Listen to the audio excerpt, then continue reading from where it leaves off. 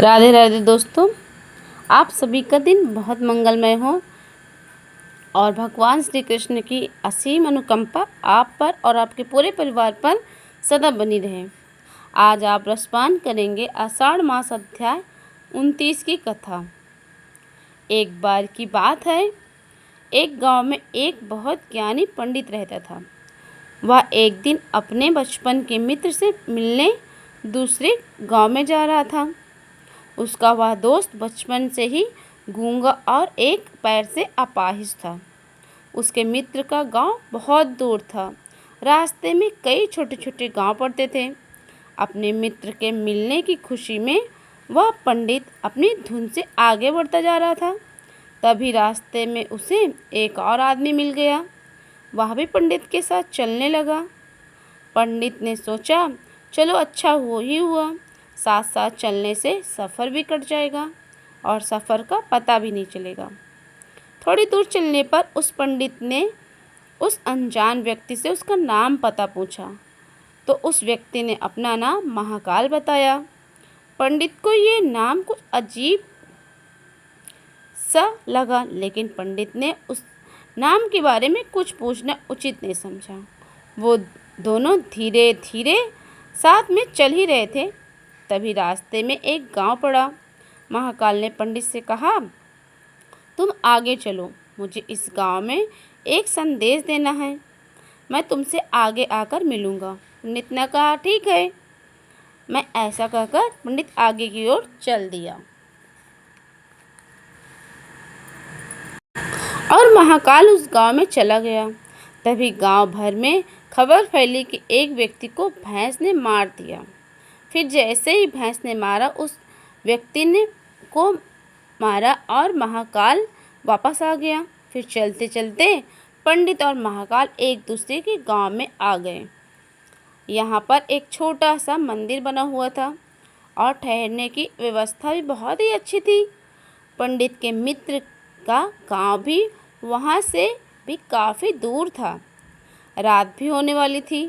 तब पंडित ने कहा, महाकाल से कहा कि रात होने वाली है, सारा दिन चलते चलते थकान हो रही है और जोरों की भूख भी लगी है। एक काम करते हैं, हम यहीं पर रहकर थोड़ा सा आराम कर लेते हैं। पहले भोजन करेंगे, कल सुबह आराम से सुबह का सफ़र तय करेंगे। उसकी बात सुनकर महाकाल ने कहा, ठीक है, मुझे इस गांव में भी किसी ज़रूरी का सामान देने जाना है, तो तुम खाना खाकर आराम करो, थोड़ी देर बाद आकर खाना मैं खा लूँगा। ऐसा कहकर महाकाल वहाँ से चला गया। लेकिन उसके जाते ही कुछ देर बाद गांव में धुआं उठता हुआ दिखाई दिया और देखते ही देखते पूरे गांव में आग लग गई। पंडित ने बड़े आश्चर्य से सोचा कि ये महाकाल जहाँ भी जाता है वहाँ पर किसी न किसी तरह की हानि नुकसान ज़रूर पहुँचाता है, कुछ तो गड़बड़ है। लेकिन पंडित ने रात में महाकाल से इस बात का कोई जिक्र नहीं किया। फिर सुबह दोनों ने अपने कर्तव्य की ओर चलना प्रारंभ किया। कुछ ही देर में रास्ते में एक गांव पड़ा। अब फिर से पहले की तरह महाकाल ने पंडित से कहा कि आप आगे चलते जाइए, मैं थोड़ी देर बाद अब फिर से पहले की तरह महाकाल ने पंडित से कहा कि आप आगे चलते जाइए, मैं थोड़ी देर बाद आपसे आकर मिलूँगा।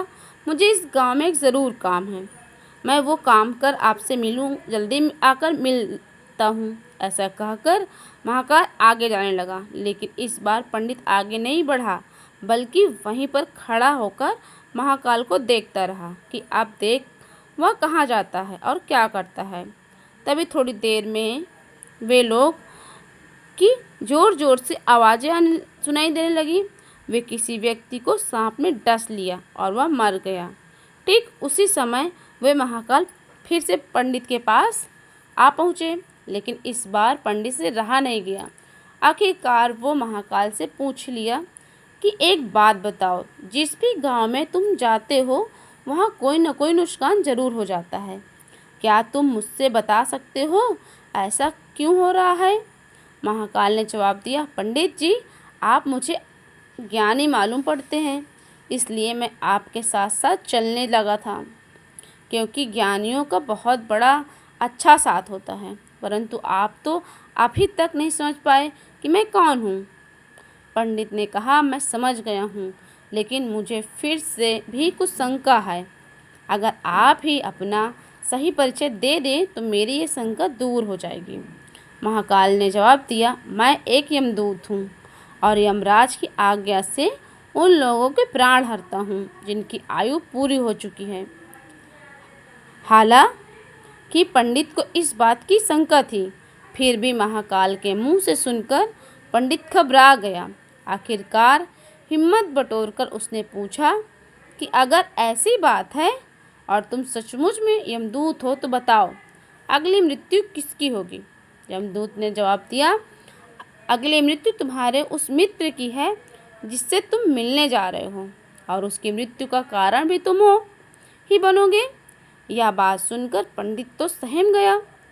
अब पंडित सोचने लगा कि यदि वास्तव में यह यमदूत हुआ तो उसकी बात भी सही होगी, और फिर मेरे कारण मेरे बचपन के सबसे अच्छे मित्र की मृत्यु हो जाएगी। इसलिए अच्छा तो यही होगा कि मैं अपने मित्र से मिलने ही ना जाऊं। कम से कम मैं उसकी मृत्यु का कारण तो नहीं बन सकूंगा। महाकाल ने देखा कि पंडित कुछ सोच रहा है, तो महाकाल ने कहा, तुम जो सोच रहे हो वो सब मैं जानता हूँ। मैं अगर तुम्हारे मित्र से मिलने ना जाने की नियति नहीं बदल सकती। तुम्हारे मित्र की मृत्यु तो निश्चित है, और जो कुछ अगले क्षणों में घटित होने वाली है। महाकाल के मुंह से यह बातें सुनकर पंडित को झटका सा लगा, क्योंकि महाकाल ने उसकी मन की जो बात जान ली थी, क्योंकि एक साधारण व्यक्ति के लिए यह बिल्कुल संभव नहीं था। अब तो पंडित को विश्वास हो गया कि यह महाकाल सचमुच में यमदूत है, वह अपने मृत्यु का कारण ना बने। इसलिए पंडित पीछे की ओर वापस मुड़ा और गांव की ओर वापस जाने लगा। किंतु जैसे ही पंडित मुड़ा, उसका मित्र तेजी से उसकी ओर आता दिखाई दिया, जो पंडित को देखकर बड़ा ही प्रसन्न लग रहा था। अपने मित्र की आने की गति को देखकर पंडित को ऐसा लगा मानो उसका मित्र बहुत समय से उसके पीछे आ रहा हो, लेकिन वो तो बचपन से ही गूंगा और पैर से अपाहिज था। इसलिए ना तो वह पंडित के पास पहुंच पा रहा था और ना ही पंडित को आवाज़ें दे पा रहा था। लेकिन जैसे ही पंडित के पास पहुंचा, अचानक उसकी मृत्यु हो गई। पंडित यह देखकर हक्का बक्का रह गया और महाकाल की ओर देखने लगा, मानो पूछना चाह रहा हो कि आखिर क्या हुआ। महाकाल पंडित के मन की बात समझ गया और बोला, तुम्हारा मित्र पिछले गांव से तुम्हारे पीछे पीछे आ रहा था, लेकिन वो अपाहिज और गूंगा होने के कारण तुम तक नहीं पहुंच सका। इसलिए उसने अपनी पूरी ताकत लगाकर तुम तक पहुंचने की कोशिश